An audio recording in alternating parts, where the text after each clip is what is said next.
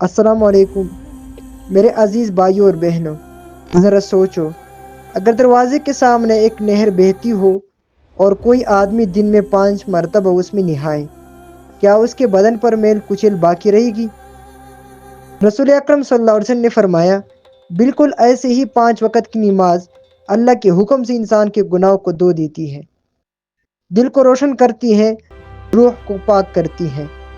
اللہ تعالیٰ کا فرمان ہے، وَأَقِیمُوا الصَّلَاةَ، نماز قائم کرو، اور فرمایا، قد افلح المؤمنون الذین هم فی صلاتهم خاشعون، کامیاب تو صرف وہی لوگ ہیں جو اپنی نمازوں میں خشوع اختیار کرتے ہیں۔ لیکن افسوس، جو لوگ نماز کو چھوڑ دیتے ہیں، قرآن کہتا ہے فَسَوْفَ يَلْقُونَ غَيًّا، ایسے لوگ خسارے میں پڑ جائیں گے۔ اور نبی صلی اللہ علیہ وسلم نے فرمایا، قیامت کے دن سب سے پہلے سوال نماز کے بارے میں ہوگا۔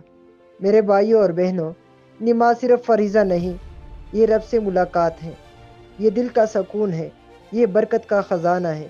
اللہ ہم سب کو 5 وقت کی نماز پڑھنے اور اس پر قائم رہنے کی توفیق عطا فرمائے، آمین یا رب العالمین۔